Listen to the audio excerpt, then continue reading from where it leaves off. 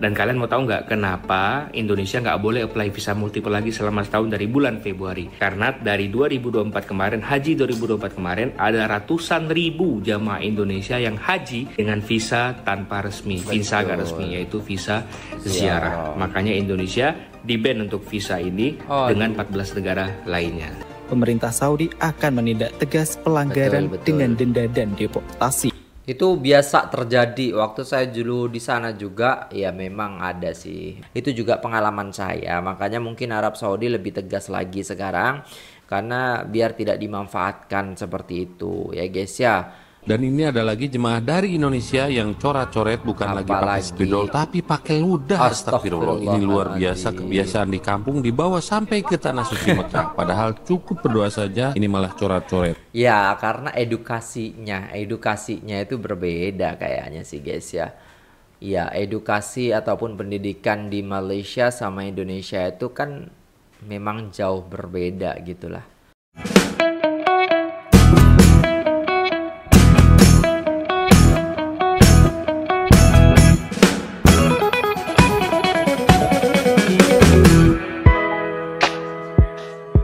Assalamualaikum warahmatullahi wabarakatuh. Jumpa lagi dengan saya guys, Cak Mujib. Gimana kabar teman-teman semua? Semoga sehat selalu dalam lindungan Allah Subhanahu wa taala, dijauhkan dari segala mara bahaya, malapetaka, bencana dan balak serta berbagai macam penyakit. Amin amin ya rabbal alamin. Alright guys, kali ini kita akan reaksi sebuah video yang sangat menarik sekali daripada requestan teman-teman sekalian. Tanpa berlama-lama, jom kita simak videonya. Let's go. Subscribe guys. Saya Ria Oktorina kembali hadir untuk mengulas sebuah fenomena yang sedang ramai diperbincangkan. Sebuah ironi yang menggambarkan bagaimana perbedaan kepercayaan dunia terhadap Indonesia dan Malaysia. Dalam kesempatan kali ini, saya ingin mengajak kita semua untuk memahami situasi ini bukan sebagai bahan perdebatan, tetapi sebagai refleksi dan pelajaran berharga agar kita bisa memperbaiki diri dan membawa negara kita ke arah yang lebih baik. Bulan Februari 2025 dikagetkan dengan berita jamaah dari Indonesia udah nggak bisa lagi apply visa selama setahun. Dan ternyata berita ini bener guys, mulai Februari 2025 jamaah Indonesia udah nggak bisa apply visa lagi selama setahun. Ini beritanya. Tapi yang dimaksud adalah visa multiple atau visa ziarah. Jadi nggak bisa lagi tuh karena udah mau mendekati haji. Nggak bisa lagi ada beberapa negara termasuk Indonesia nggak bisa apply visa multiple atau ziarah selama setahun. Dan khusus untuk visa umroh tetap bisa ya guys ya. Visa umroh tetap bisa kalian apply ya. Dan kalian harus masuk paling lambat Saudi itu paling lambat tanggal 13 April dan keluar paling lambat tanggal 29 April. Dan kalian mau tahu nggak kenapa Indonesia nggak boleh apply visa multiple lagi selama setahun dari bulan Februari? Karena dari 2024 kemarin, haji 2024 kemarin, ada ratusan ribu jamaah Indonesia yang haji dengan visa tanpa resmi, visa nggak resmi, yaitu visa ziarah. Makanya Indonesia di-ban untuk visa ini dengan 14 negara lainnya. Mulai 1 Februari, Saudi dikabarkan melarang visa kunjungan untuk 14 negara. Di antaranya Algeria, Bangladesh, Mesir, Ethiopia, India, Indonesia, Irak, Jordan, Maroko, Nigeria, Pakistan, Sudan, Tunisia, dan Yaman. Bagi para calon jamaah penting untuk memantau informasi resmi dari Kedutaan Besar Saudi Arabia di negara masing-masing. Untuk ibadah haji, hanya visa haji resmi yang diperbolehkan. Penggunaan visa lain seperti visa umroh dan kunjungan untuk haji tidak sah. Pemerintah Saudi akan menindak tegas pelanggaran dengan denda dan deportasi. Itu biasa terjadi waktu saya dulu di sana juga, ya memang ada sih, benar. Sebenarnya gimana ya guys ya, Allahu a'lam. Jadi waktu dulu saya juga di sana ya memang banyak orang yang istilahnya umroh habis itu ninggal di sana gitu. Yang kasihan tuh travelnya, yang yang kena denda seperti itu ya guys ya. Jadi buat jemaah umroh ya kan yang mau haji, resmilah haji. Jangan sampai istilahnya umroh tapi habis itu ninggal di sana. Yang teman-temannya pulang, rombongannya pulang, dia pura-pura hilang. Iya kan? Habis itu ninggal di sana, haji di sana. Terus pulangnya susah lagi. Aduh, gak tahu juga ya guys ya. Itu juga pengalaman saya. Makanya mungkin Arab Saudi lebih tegas lagi sekarang. Karena biar tidak dimanfaatkan seperti itu ya guys ya. Dan ya itu udah biasa terjadi sih di tahun-tahun 2010 dulu ya, 2011 lah, itu udah biasa. Jadi yang kasihan itu travelnya guys, kena denda gitu loh guys ya. Sedangkan untuk visa umroh, batas terakhir masuk Saudi dengan visa umroh adalah 15 Syawal. Dan batas terakhir keluar Saudi dengan visa umroh adalah 30 Syawal. Melebihi batas waktu ini dapat mengakibatkan masalah hukum. Jumat pagi 24 Januari 2025, 146 pekerja migran Indonesia yang terdiri dari 119 perempuan dan 27 laki-laki tiba di Bandara Soekarno-Hatta, Tangerang, Banten. Para pekerja migran ini kembali ke Indonesia setelah dideportasi dari Arab Saudi dengan alasan overstay, permasalahan dokumen, atau masuk secara ilegal. Menteri Perlindungan Pekerja Migran Indonesia Abdul Karding menyampaikan bahwa pekerja migran yang dideportasi adalah pekerja yang tidak memiliki dokumen resmi. Pemerintah akan terus memberikan edukasi kepada pekerja migran Indonesia yang hendak bekerja agar memilih berangkat sesuai prosedur. Sejak 2015, pemerintah Indonesia menerapkan moratorium pengiriman pekerja migran Indonesia ke Timur Tengah. Sebenarnya kalau di Timur Tengah banyak kan orang itu ya kan, yang pertama tuh umroh terus ngilang. Terus yang kedua itu punya majikan awalnya resmi tapi majikannya jahat ataupun jelek gitu kan, suka nggak digaji gitu, dia kabur makanya jadi nggak resmi gitu loh guys ya. Itu kebanyakan jadi kaburan, kalau kita sebut itu kaburan ya kan. Jadi majikannya itu kurang baik, kadang dari Doha, kadang dari Dubai, itu sampainya ke Jeddah, nanti sampainya ke Mekah juga. Mereka itu istilahnya bertahan hidupnya seperti itu, karena memang ketika istilahnya mendapatkan majikan yang tidak baik, mereka tidak bisa telepon siapa-siapa gitu loh guys ya. Maksudnya adalah nggak tahu ya, pihak daripada pemerintahan itu tidak mengontrol lagi ketika istilahnya TKI ataupun PMI itu ya sudah berada di majikan itu, tidak mengontrol ini digaji nggak, ditanya-tanya itu nggak kayaknya gitu loh guys ya. Jadi sempat saya tanya dulu sama teman, kenapa kamu kabur? Ya majikan saya nggak digaji. Berapa bulan kamu nggak digaji? Udah 1 tahun katanya. Makanya dia memutuskan untuk lari gitu loh guys ya. Nah seperti itu yang biasa terjadi di sana. Makanya ketika istilahnya pulang ya deportasi, ya mereka istilahnya nggak ada dokumen lagi gitu loh guys ya. Kebanyakan seperti itu ya. Dan moratorium ini tertuang dalam keputusan Menteri Tenaga Kerja nomor 260 tahun 2015. Berdasarkan keterangan dari Kementerian Perlindungan Pekerja Migran Indonesia, sepanjang Januari tahun 2025 ini, sebanyak 500 lebih PMI telah dideportasi dari Arab Saudi. Menurut pemerintah Arab Saudi, kebijakan ini ditetapkan untuk menjaga ketertiban dan keamanan dalam mengelola arus masuk wisatawan. Dalam beberapa tahun terakhir, jumlah jamaah umroh dan haji dari berbagai negara mengalami peningkatan yang cukup signifikan. Iya, memang dengan adanya pembatasan ini, pemerintah Saudi berharap dapat mengelola jumlah pengunjung dengan lebih baik dan memastikan kelancaran penyelenggaraan ibadah di Tanah Suci. Selain itu, kebijakan ini juga bertujuan untuk memastikan bahwa semua pengunjung mematuhi aturan keimigrasian Arab Saudi. Dengan mengurangi penggunaan visa multi-entry, pihak berwenang dapat lebih mudah mengawasi siapa saja yang masuk dan keluar dari negara tersebut. Kebijakan baru dari pemerintah Arab Saudi ini memang menambah tantangan bagi warga Indonesia yang ingin bepergian ke sana, terutama untuk urusan ibadah. Namun, dengan persiapan yang matang dan pemahaman terhadap aturan terbaru, perjalanan ke Arab Saudi tetap bisa dilakukan dengan lancar dan tertib. Oleh karena itu, pastikan selalu memperbarui informasi, mengikuti prosedur yang berlaku, dan bekerja sama dengan agen perjalanan yang terpercaya, agar perjalanan ibadah maupun kunjungan ke Arab Saudi tetap nyaman dan aman. Mau tahu nggak perbuatan terlarang yang masih dilakukan sama jemaah haji, khususnya jemaah haji dari Indonesia itu seperti apa? Nah seperti ini. Allahu Akbar, entah apa yang ada di pikiran ibu satu ini, malah tiktokan sambil joget-joget di depan Ka'bah. Bukannya berdoa di depan Ka'bah, ini malah joget-joget. Nauzubillah. Bu, sadar itu kiblat umat Islam, jangan dikotori. Ini ada lagi orang Indonesia bukannya berdoa di depan Ka'bah, malah main game. Astagfirullah. Padahal di depan multazam enggak gitu juga bang. Itu gimana ya guys ya, saya kalau nggak penting banget, kalau nggak istilahnya ini, saya buka WA biasanya ya kan, ataupun baca doa itu baru buka HP gitu loh guys ya. ketika di depan Ka'bah, nggak main game ya. Apalagi istilahnya jemaah umroh yang waktunya hanya berapa hari aja di sana, fokus saja untuk berdoa kepada Allah Subhanahu wa taala, fokus saja untuk beribadah. Jangan sempatkan ini otak ini, jangan sempatkan untuk main game dulu lah, terhibur apa semua, enggak ya. Yang bikin tenang itu ketika kita melihat Ka'bah gitu loh guys ya.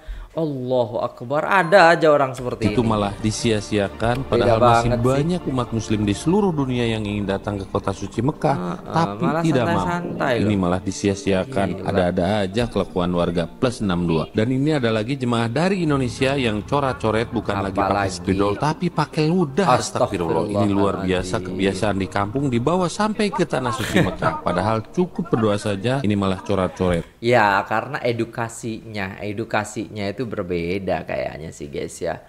Ya edukasi ataupun pendidikan di Malaysia sama Indonesia itu kan memang jauh berbeda gitulah. Tapi ya kita tidak bisa memungkiri itu terjadi gitu loh guys ya. Kalau jemaah Malaysia rata-rata ya bagi-bagi seperti itu ya kan. Ada juga jemaah Indonesia yang bagi-bagi, yang ngasih duit ke saya waktu dulu. Oh ini mas, nanti tolong dibagiin ya sama servis apa namanya itu, cleaning service yang di Masjidil Haram. Oh ya ibu nggak bagiin sendiri, nggak, kalau saya repot takutnya batal wudhu nanti gitu loh guys ya.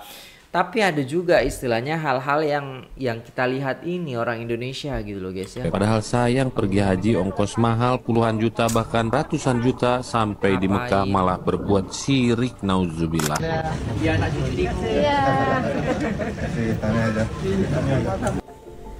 Coba tengok ya.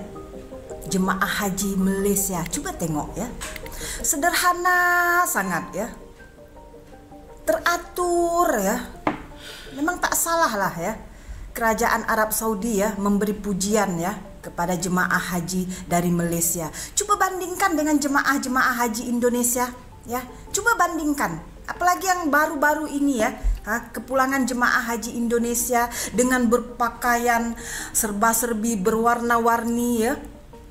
Melambai-lambai macam tu ya, seakan-akan baru pulang dari Paris ya, dari fashion show ya, bukan baru pulang dari tanah suci menunaikan ibadah haji ya.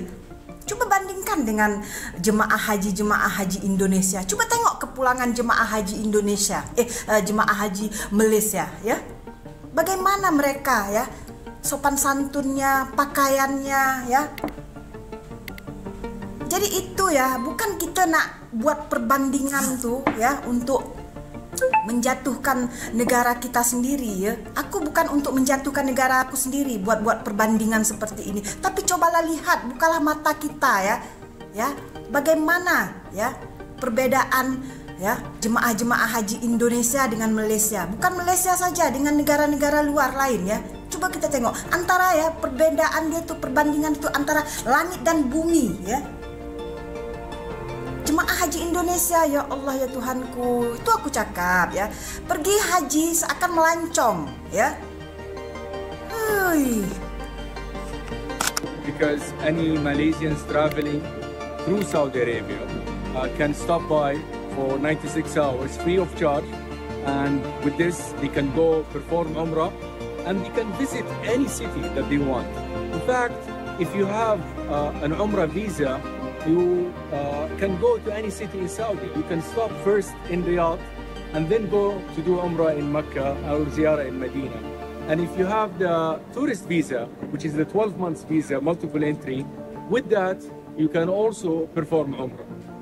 So we made it very easy. Jemaah haji kita telah diiktiraf sebagai jemaah haji yang berdisiplin dan mempunyai sikap yang baik selain berilmu. Oleh itu, kita seharusnya istiqamah untuk kekalkan sikap terpuji tersebut dan sentiasa jaga nama baik negara. Yang ini disebut secara banyak kalilah oleh Dr. Tuan Yang Terutama rakan saya, rakan sejawat saya, Tuan Yang Terutama Dr. Taufik Fauzan Rabi'ah, iaitu Menteri Haji dan Umrah Arab Saudi, yang tak henti-hentilah memuji disiplin betapa disiplinnya jemaah haji Malaysia ini dan mudahnya untuk menjaga jemaah haji Malaysia ini. Dan selain daripada itu, dia satu perkara yang dia puji itu daripada sudut ilmu berkaitan dengan haji. Dia ni memang tahu detail rukun-rukun wajib haji, sebab memang Menteri Haji ni tanya dengan jemaah haji Malaysia kita ni. Saya dulu bawa jemaah haji Malaysia, Indonesia, ya kan? Memang sangat ketara sekali ya guys ya. Kalau saya bawa jemaah Indonesia, itu banyak jemaah ya yang pendidikannya tentang haji, ilmunya tentang umroh lah. Umroh bukan haji ya. Umroh itu banyak kurang. Terutamanya anak-anak mudanya, terutamanya istilahnya ibu-ibu dan bapak-bapaknya itu. Yang sering saya lihat ketika istilahnya melaksanakan ibadah umroh, mereka yang ibu-ibu ataupun anak remaja-remaja itu mereka tidak paham apa yang membatalkan, apa yang istilahnya yang harus ditutup rapat seperti itu dan lain sebagainya. Pernah saya kejadian ada jemaah Indonesia itu sampai saya tanya sama teman saya, itu batal nggak sih? Itu gimana jadinya gitu kan, sampai kayak gitu saya guys ya. Karena kenapa, sudah kita jelaskan di bis dan lain sebagainya bahwasannya harus tutup aurat dan lain sebagainya, dan juga tidak boleh mencuci tangan pakai sabun dan lain sebagainya. Akhirnya apa ya, bayar dam lah guys ya, bayar sanksinya seperti itu. Dan dia kaget lah, kok bisa, oh berarti kan dia nggak tahu gitu loh. Berbeda halnya ketika saya bawa jemaah Malaysia gitu kan, memang betul-betul lebih hati-hati seperti itu. Dan ketika saya jelaskan mereka sudah paham semuanya, karena daripada travelnya itu sudah mendidik mereka ataupun memberikan ilmu yang sangat bagus kepada mereka. Tentunya ini juga travel juga harus tahu bagaimana cara supaya ilmu itu terserap oleh jemaah ya. Jangan jadi jemaah juga yang istilahnya mengentengkan ilmu itu ataupun kayak nanti bisa belajar sendiri, ini beda. Kalau umroh itu kita harus betul-betul ya mendengarkan apa yang dijelaskan oleh pembimbing kita gitu ataupun ustadz kita. Kalau nggak dengar yaitu bayar dam ya kan. Seperti itu. Jadi banyak sanksi-sanksi yang harus dilakukan juga ya kan. Nah, pernah juga istilahnya jemaah umroh daripada Indonesia itu yang istilahnya kita udah wanti-wanti, awas bapak-bapak, ibu-ibu ya kan, adik-adik, kakak-kakak semua, nyampe hotel nanti hanya boleh minum saja dan juga buang air ya, pipis dan lain sebagainya. Tidak boleh menyentuh sabun dan lain sebagainya ya kan. Habis itu dia sambil sambil enaknya aja gitu kan. Sampai di kamar cuci tangan pakai sabun, habis itu ya pipis dan lain sebagainya, saya kurang tahu juga. Tapi ketika dia sampai kamar ya kan, temannya melihat dia pakai parfum guys, dengan santainya gitu. Astagfirullahaladzim. Duh nggak apa-apa kata ustadz kok, dia bilang gitu. Allahu Akbar, udah berihram gitu loh. Nah di situ banyak yang mungkin tidak mengambil penting ataupun mengambil pelajaran yang sangat-sangat mendalam dari hal itu. Itu yang saya temukan perbedaan yang sangat-sangat jauh ya kan. Maksudnya adalah lebih dalam ilmu ya yang diberikan sama orang Malaysia kepada jemaahnya daripada travel di Indonesia yang diberikan kepada jemaahnya. Entah itu kesalahan daripada jemaahnya atau travelnya, saya kurang tahu juga. Tapi setiap travel sudah memberikan yang terbaik, yaitu memberikan manasik umrah ya kan, sebelum kita berangkat ke Mekah. Biasanya seperti itu ya guys ya. Allahu Akbar. Kadang gitu loh guys yang terjadi. Indonesia cadang ikuti jejak langkah tabung haji Malaysia. Saban tahun pengurusan haji Malaysia terus mendapat perhatian negara-negara luar dengan Arab Saudi sendiri mengiktiraf model pengurusan haji di Malaysia sebagai yang terbaik. Ia adalah institusi Islam yang sentiasa berusaha menyediakan pelbagai kemudahan secara komprehensif demi kebajikan jemaah haji Malaysia. Selain pengurusan simpanan yang halal dan pengurusan haji efisien, TH turut menjalankan aktiviti pelaburan bagi memberi nilai tambah kepada pendepositnya. Perkara ini turut mendapat perhatian wakil-wakil rakyat di Indonesia yang pernah mencadangkan agam mereka ke Malaysia untuk mempelajari bagaimana lembaga tabung haji mengelola dana pendeposit TH. Pertama mungkin Pak, ini kan DPR dana tabungan haji Malaysia itu kan sudah lebih 50 tahun mengelola ya. Juga dong. Jadi sangat profesional dan sangat membantu umat di sana.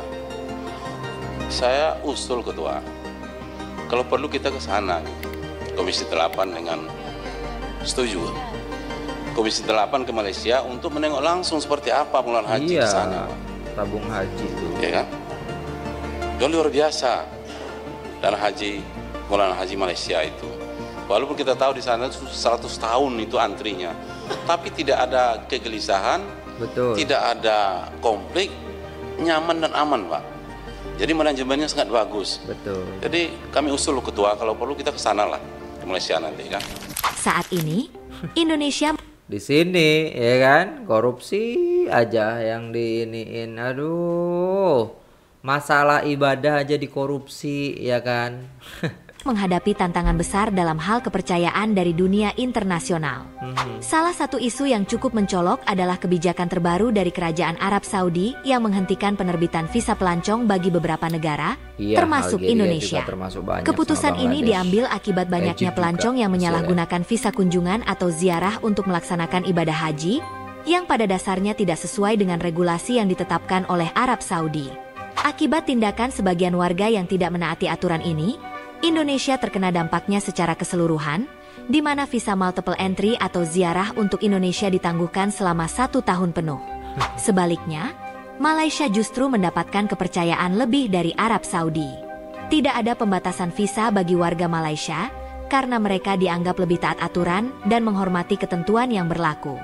Hal ini tentu menjadi pukulan berat bagi kita, mengingat Indonesia dan Malaysia merupakan dua negara dengan populasi muslim yang besar dan memiliki tradisi haji serta umrah yang kuat. Namun, ada perbedaan mendasar dalam bagaimana kedua negara ini mengelola tata kelola haji dan perilaku warga negaranya di luar negeri. Di Indonesia, kasus penipuan travel umrah yang menjamur serta banyaknya pelanggaran aturan visa menjadi permasalahan yang mencoreng reputasi negara. Tidak sedikit warga Indonesia yang menggunakan visa pelancong tetapi kemudian menetap lebih lama dari yang diizinkan dan bahkan melaksanakan ibadah haji tanpa visa resmi. Tindakan seperti ini tidak hanya melanggar hukum, tetapi juga menurunkan tingkat kepercayaan negara lain terhadap Indonesia. Di sisi lain, Malaysia menunjukkan manajemen haji yang lebih terstruktur.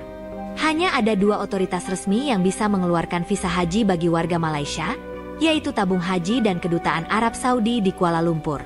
Dengan sistem yang ketat dan kepatuhan yang tinggi dari warga Malaysia, kepercayaan Arab Saudi terhadap mereka tetap terjaga. Bahkan, Malaysia mendapatkan fasilitas tambahan seperti kemudahan transit selama 96 jam di Arab Saudi secara gratis, yang menunjukkan tingkat kepercayaan yang tinggi dari pemerintah Saudi terhadap mereka. 96 jam, itu bisa umroh. Iya, sama dulu saya bawa tentara Somalia itu. Iya, transit di Jeddah, habis itu saya bawa dari Jeddah, saya jemput. Itu tentara Malaysia. Jadi saya bawa beliau, mereka itu ada 30 orang, ya 30 orang. Wah, Masya Allah, tabarakallah itu kan. Jadi dia transit di sana, habis itu langsung kita bawa umroh. Habis bawa umroh ya kan, langsung wah. Kalau di mana di Safa Marwah itu Masya Allah tabarakallah, nggak mau diem, maunya lari. Itu yang saya pengalaman yang tidak bisa dilupakan, membawa tentara Somalia, tentara Malaysia yang tugas di Somalia gitu loh guys ya. Dan Masya Allah tabarakallah sangat-sangat seru gitu. Ibadahnya jadi Masya Allah tabarakallah gitu. Jadi semangatnya keren gitu loh guys ya. Itu nggak bisa dilupakan sih. Situasi ini memberikan kita pelajaran penting. Kepercayaan dari dunia luar bukan sesuatu yang bisa didapatkan dengan mudah, tetapi harus dibangun melalui perilaku kolektif kita sebagai warga negara. Jika kita ingin Indonesia kembali dipercaya oleh negara-negara lain, maka kita harus mulai dari diri sendiri. Kita harus lebih disiplin dalam mematuhi aturan, terutama ketika berada di luar negeri. Jangan sampai tindakan segelintir orang yang melanggar aturan merugikan kita semua. Saya tidak ingin membandingkan untuk memperkeruh suasana atau menjelekkan negara sendiri. Sebaliknya, ini adalah ajakan untuk belajar dari hal-hal baik yang bisa kita terapkan di Indonesia. Jika Malaysia bisa membangun kepercayaan dan menjaga reputasi baik di negara lain, mengapa kita tidak bisa? Kita harus membuktikan bahwa Indonesia adalah negara yang besar, bermartabat, dan dihormati karena kepatuhan serta kedisiplinannya. Marilah kita semua menjadikan ini sebagai refleksi dan motivasi untuk lebih baik lagi. Hindari perdebatan yang tidak membawa manfaat, dan jadikan peristiwa ini sebagai bahan pembelajaran untuk membangun Indonesia yang lebih baik. Benar. Semoga dengan usaha dan niat baik, kita bisa kembali mendapatkan kepercayaan dunia dan mengharumkan nama Indonesia di kancah internasional.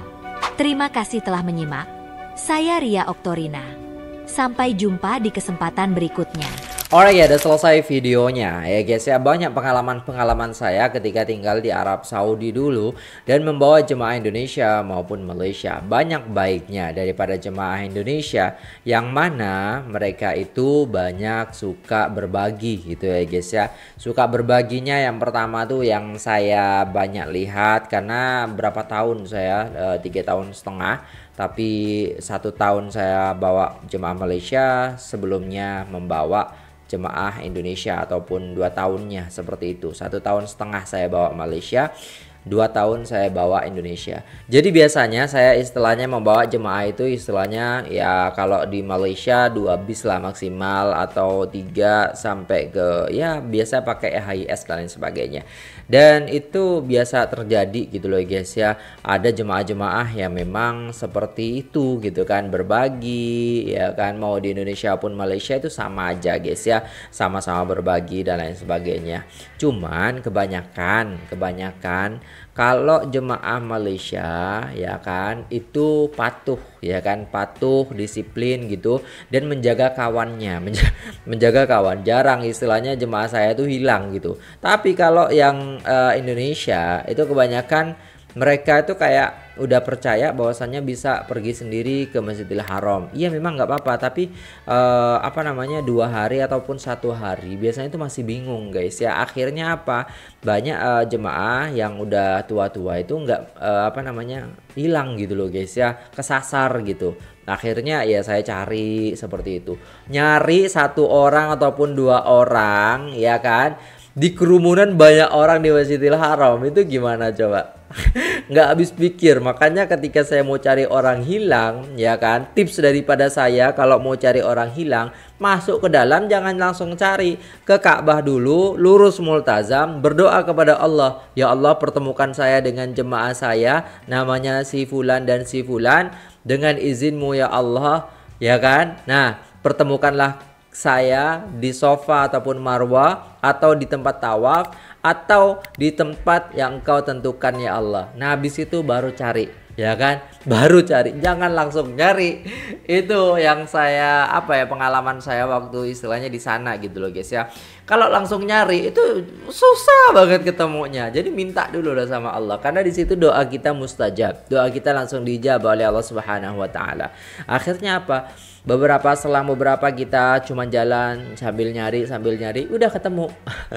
Atau bahkan kadang langsung ada telepon gitu daripada jawazat, daripada polisi, daripada Arab Saudi itu, ini jemaahnya ada di sini, di pintu berapa, saya bilang gitu. Oh di pintu ini, langsung kita datengin seperti itu, sangat mudah sekali.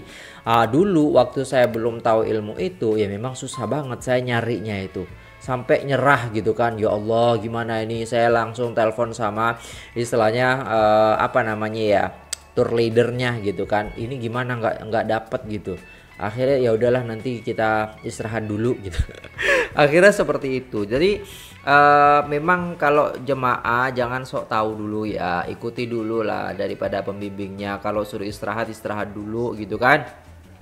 Baru setelah paham jalannya semuanya, baru kita bisa lepas sendiri-sendiri ya guys ya.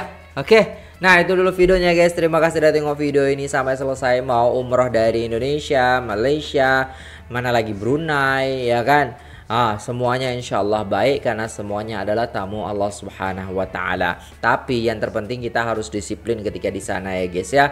Jangan sok tahu ya. Kalau belum tahu ya belajar dulu. Kalau mau umroh persiapkan dulu ilmu umrohnya supaya nyampe sana itu enak, supaya di sana itu tidak melanggar hal-hal yang dilarang di dalam umroh ataupun yang membatalkan umroh juga ya guys ya. Oke, terima kasih sudah tengok video ini sampai selesai. Jangan lupa like, share, komen, subscribe. Saya pamit undur diri. Wassalamualaikum warahmatullahi wabarakatuh.